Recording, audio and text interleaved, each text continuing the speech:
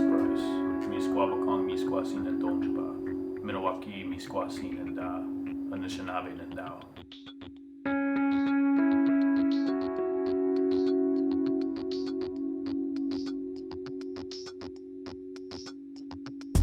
I'm originally from Red Cliff. It's an Indian reservation in the northern point of Wisconsin, right on the shores of Lake Superior. I lived in Red Cliff until I was about 11 years old. I never really thought of myself as Native American. I knew that I lived on a reservation, but I didn't really know what that meant. It was just like any other place to me. I didn't know that it was anything special from the rest of the world. We didn't go to a specifically Native school. We just went to the school in the town next to us at Bayfield.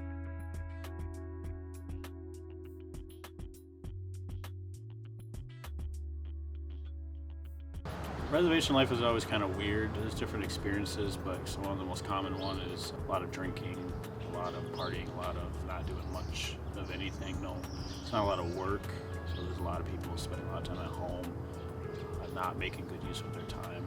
It's not the case for everyone, but from my experience with my family, it was a lot of being woken up in the middle of the night, parties, just a lot of drugs, poor people without a lot to do, and just kind of making poor use of their time.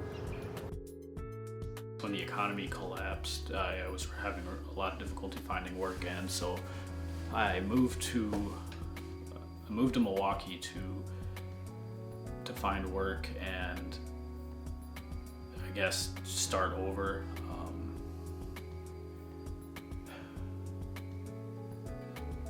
I don't know. I moved up here to try to find something different in my life. I wasn't happy with where I was at, and I couldn't find work. I wasn't qualified for anything. I didn't have any skill sets, and so when I came up here, I got into carpentry, trying to learn how to build homes, trying to learn a new skill, and at the same time, I enrolled at MATC. Once I graduated from MATC, I transferred over to UWM, and I realized that Meg Noden was the teacher for a lot of those courses that I was taking. Meg's sort of an inspiration for me because she had similar experiences as a child, not really, no one was openly teaching her about the Anishinaabe traditions, the songs, the dances, the foods, the prayers, the stories, the language, and she sort of forced them to teach her. Here at the Anishinaabe Institute, we would consider it important because it's the piece of education that you don't necessarily get in the classroom. So the Anishinaabe Institute on our campus represents a space that supports American Indian education. We get students who grew up on the res, didn't even realize how much they were learning, and didn't know to be really grateful for what they did learn, or students who grew up in the city who didn't get to learn anything. They got to know that was their background, but they had no idea how that might be a part of their life.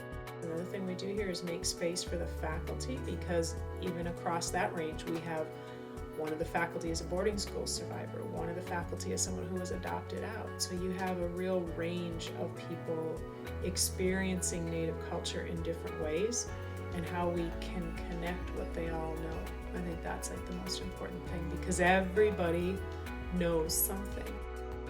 Being Native is remembering that there is a culture, not just absorbing ourselves completely into contemporary culture, but remembering the traditions. Whether or not you're one drop of blood or you're completely 100% Native American, it's just about remembering there are songs and teachings that are great enough to still exist today and still mean something, and to not let them just die out like they were intended to do. This place that I grew up in, that I've known for a very long time, that other people have grown up in, that it's all surrounded around this culture that I was supposed to learn, but I wasn't able to learn because it was taken away from those who were supposed to teach me. The more I learned, the more I got angry, because why wasn't it would have been so much easier to know this stuff when I was younger. It would have been easier to absorb, and at the same time it was really made me sad, because when I I started going back to Red Cliff to see my family and my aunts and my grandma, and trying to talk to them and trying to get what I could out of them.